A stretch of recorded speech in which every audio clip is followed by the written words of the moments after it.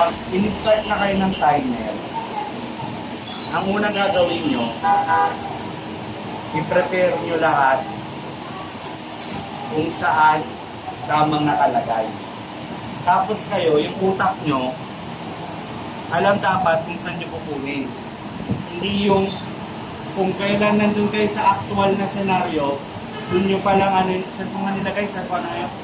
Dapat i-prepare nyo lahat ang gagamitin nyo. Alisin nyo ang hindi nyo gagamitin para hindi kayo nalilito. Tama? Okay. E di, ang nakalagay, prepare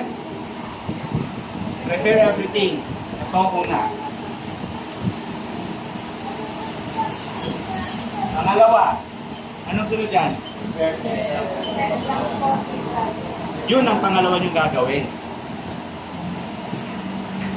Assuming na kumuha ko ng force. Tear. Laging pipindutin ng tear. Bakit? Sige, i-process natin yung tama. Tear. Tapos maglalagay ng 10 grams. Aalisin. Meron ka ng 10 grams para saan? French press. French press. Dikit Saan mo. ilalagay? Sa tapat ng French Sa tabi. press.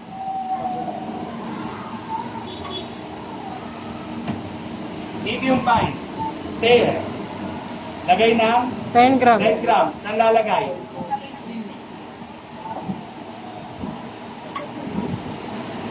Medium. Tear. Lalagay ng 10 grams. Siphon.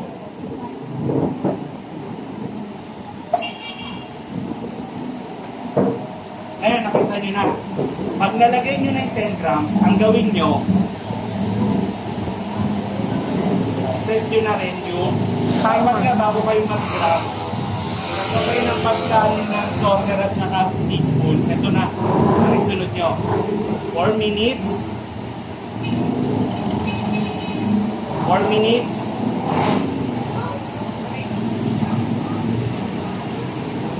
3 minutes.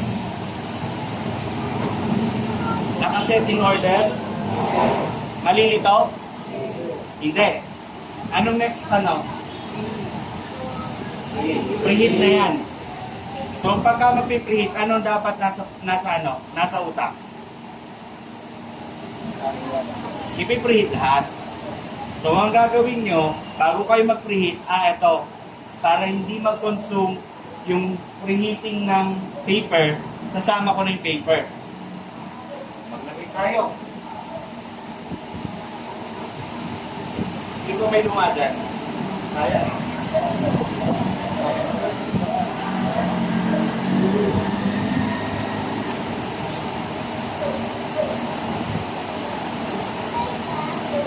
Standard tayo. Kunwari.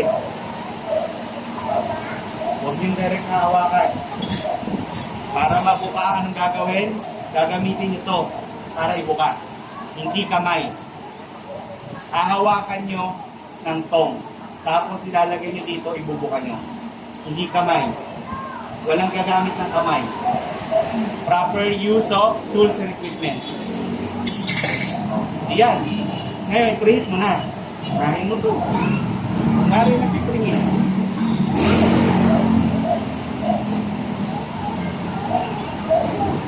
Tapos ito, pag mag-preheat ito dapat. Preheat nga eh. Tapos, huwag nyo kakalimutan to. Ito, itabi nyo to. Para hindi kayo malito. O, ilan ang ipipreheat nyo? 1, 2, 3, 4. Preheat nyo yan, sabay-sabay. Aalisin ng tubig pag nag-preheat, hindi. Hindi muna. 10 seconds. Magbigay kayo, mag-alat kayo ng 10 seconds. O, bigla kayo sa utak nyo. 1, 2, 3, 4, 5, 6, 7, 8, 9, 10. Proceed na tayo sa una. May tubig to. Aalisin. Here. Ito, saan ito lalagay? Sa saucer. Dito. So, anong dapat? Dapat meron kayong saucer. Ngayon, kukunin nyo to. There. Here. Ilan ang lalagay? 50. 50. Start. Oh, ngayon, yung iba sa inyo, kaya mag-multitask. Pero hindi kayang mag-manage ng time. Meron naman sa inyo, marunong mag-manage ng time, pero hindi kaya mag-multitask. Ngayon, i-develop yung sarili yun kung paano. Siyempre, 25 minutes mahaba Eh di kung one at a time ka na lang, para sure, hindi ka magkakamali. Kesa ipagmalaki mo sa sarili mo, mabilis ako. Hindi naman points ang pagiging mabilis. Nakalagay ba sa criteria? Dapat? Wala, di ba? Within 25 minutes. O sige, magiging honest na ako sa inyo. 30 minutes po talaga ang manual brewing. Pero ginagawa ko 25 para ano? Hindi kayo umasa sa 30 minutes. Pero ang totoo, 30 minutes ang manual brewing. Bibigyan kayo ng 30 minutes. Alam naman yun ang practicein natin. Di pwede kayo lumagpas ng 35, 34. Di mag-25 ako para kahit lumagpas kayo ng 25, assured ako na kaya nyo sa 30 minutes. Tama ako, mali? Tama. O ngayon, nalagay nyo ang nag 3:15. Tama?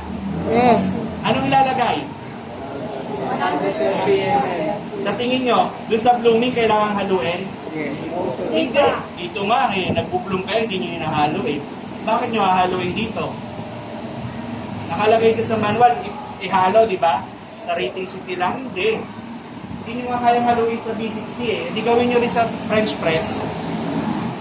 O ngayon, add nyo ang ilang ml? 130. 130. O, add nyo na. Ngayon, that's the time na pwede nyo na siyang i-rest. Yan, wala na kayong gagawin dyan.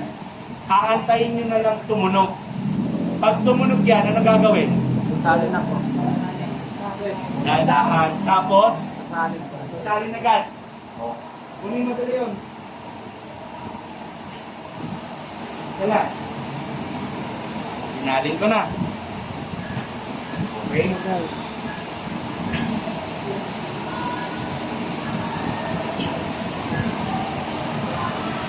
Tingin nyo, na-check natin lahat ng sa French press, hindi.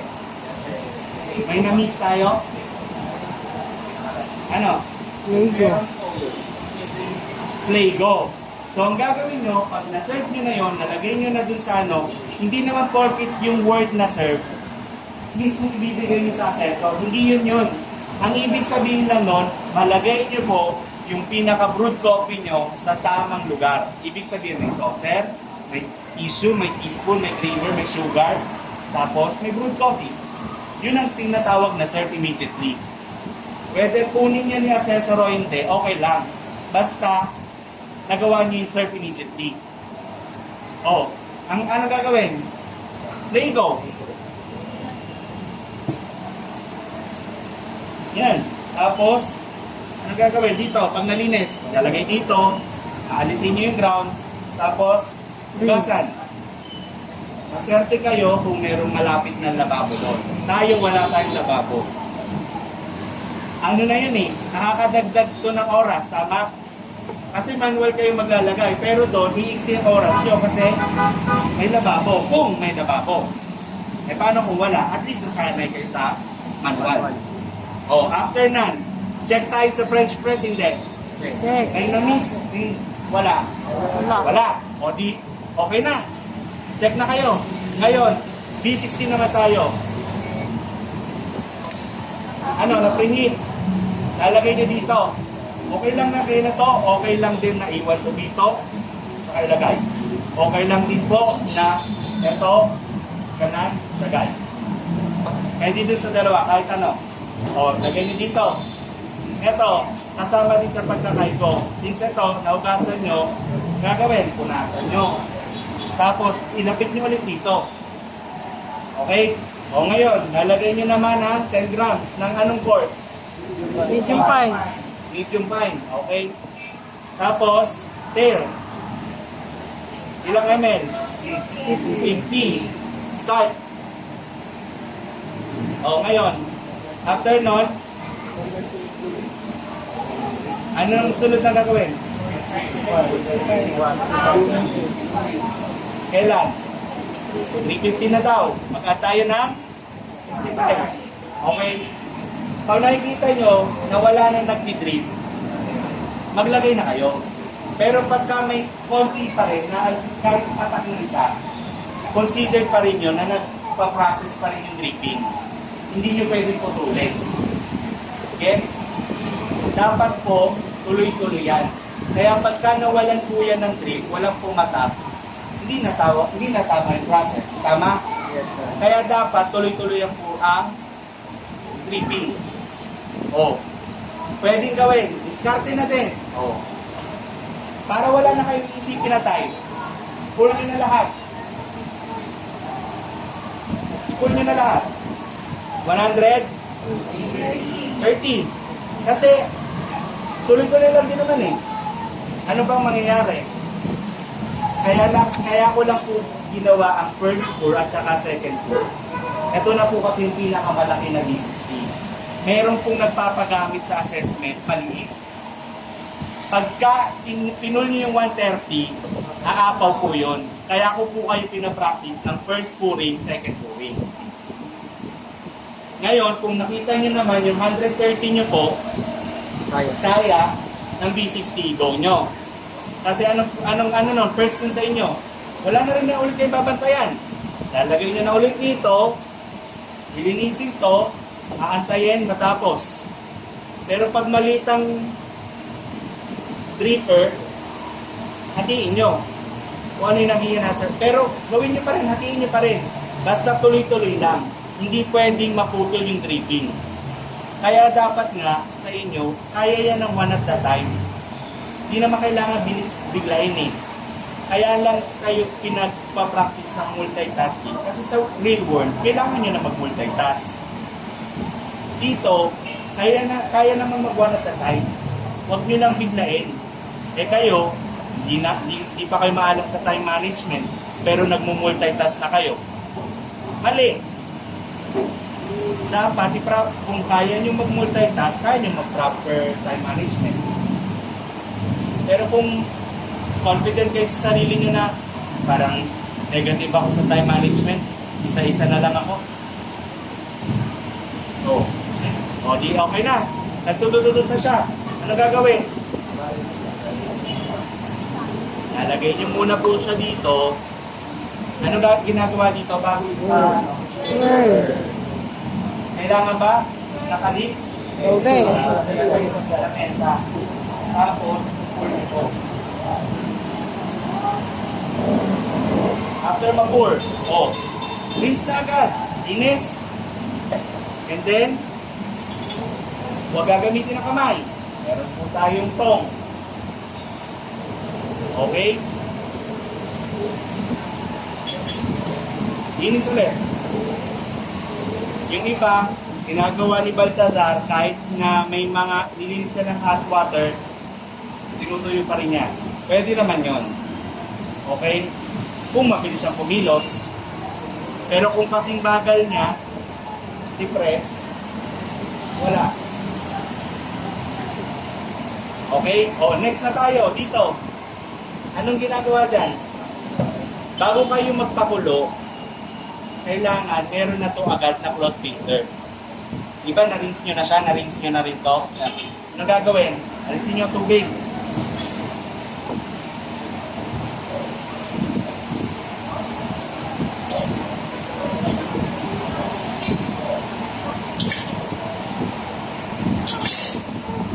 Pagkatapos, ito,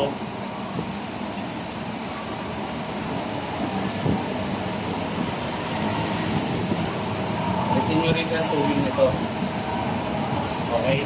Ngayon, paghiwalayin nyo to, pagka nilapag nyo to, hindi pa rin magkasama siya, paghiwalayin nyo. Ngayon, maglalagay tayo ng 180, plus filter.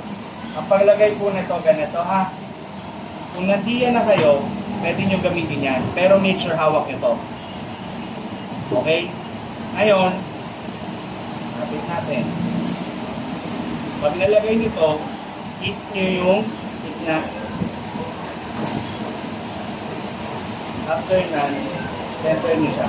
Yan lang. Ganun lang kadali. Pagkatapos, lagay nyo lang to. Tapos,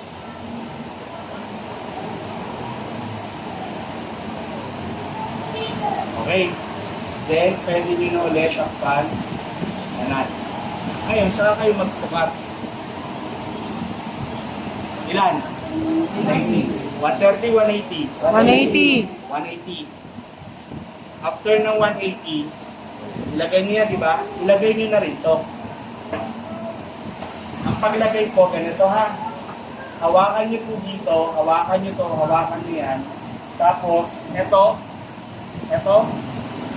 kita ba? Yes, sir. Ito dapat may lubog niyo siya. Yan. Okay? Saka nyo po kunin, yanan. Ito, hindi nyo na kailangan, alisin nyo na. Alisin nyo to. Ang paghawak po na to, kuha ulit nyo na tong. Gagamitin nyo po ito. Kasi bawal nga kamayin. Saka nyo, sisindihan. Lagay nyo to dito, punasan nyo to. After nun, Mulo. tumaas na. Pag tumaas, Lagay ng lagay nyo na to. kape. Pagkalagay, timer. Timer. Or kung kaya nyo mag-exact talaga, sabay. Oh, after nun, ito, Punas. linis. I-drop ng tubig, punasan, takluban, antayin. Anong kailangan? Diba i-steer? Yes, sir. Oh. Kunin to. Ano? North. North to North, south, south, east to east, west. west. Guys, tayo, hindi ganon. Na para lang kayong bading or babae na kung gumalaw, malamya. Kaya nga po, north to south, umuhit kayo. Kailangan nyo makayod yung ilalim. Kasi possible, andun lahat ng coffee beans. Okay? O ngayon, ano nakalagay dyan?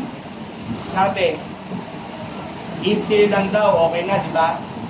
Pero, may tendency na pagka ang gamit yung tulad nung sa atin, masyadong magaan yung beans natin. Umurahing beans. Lumating, nagsident siya. Tumulutang siya. So, kailangan natin time by time para ma-assure natin yung brewing. Pero kung ang gagamitin natin yung beans pa bukas, makikita nyo, nakalubog siya. Kasi mabigat na yung beans. Pero anong kailangan doon? I-steer nyo siya ng 10 beses. Okay? O pagkagamit ito, anong gagawin? Punasan. Punas. Punasan. After that, nakita nyo na unti-unti na siyang bumababa or halimbawa, 1 na. Ano gagawin? Kapatay na. Papatay niya po. Patayin. Paano? Kunin yung tong. Tong. Ito, papasok mo ulit. Hindi na. Hindi na. Set aside nyo na. Labas mo yung ano. O ngayon, sir, immediately, di ba? After nun, ang pag-remove po, circular.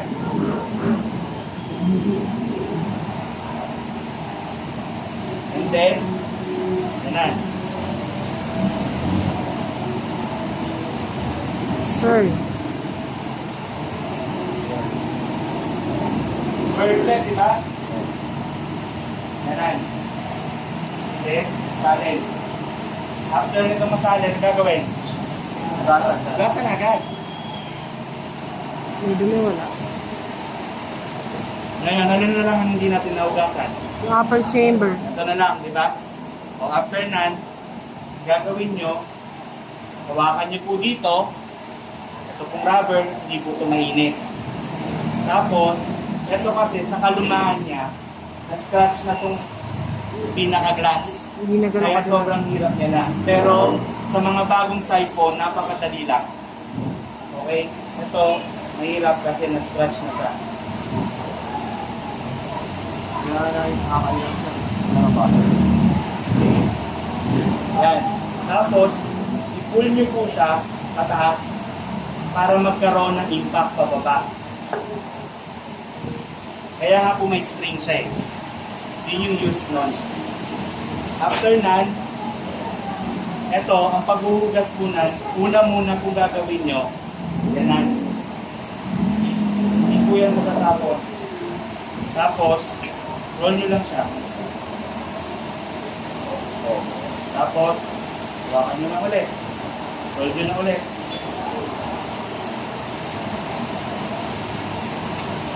Nahugasan lahat. O ano yung hindi nahugasan? Tube. Gaganan nyo na siya. Tapos, nahugasan siya. O ngayon, kunin na ang red. Ready? Punasan. Tapos, lagay siya dito. Eto, saan nyo ito lalagay? Hawak mo tong. Muna, kunin Hawak nyo mo tong. Scrape ng bar spoon. Pagkakuha nyo ng tong, Bar spoon. alisin nyo yung mga residue. Pagkatapos, saka nyo siya. Green. Ganyan. Tapos ano? Lalagay nyo siya dito. Lagay nyo ulit dito para hindi na malito yung susunod. Anong gagamitin dito? Nasaan? Saan? Ano pang wala? Takip. Ito na lang. Meron diyang mga Residue. juice ground coffee. Sa. Tapos, Panlaw.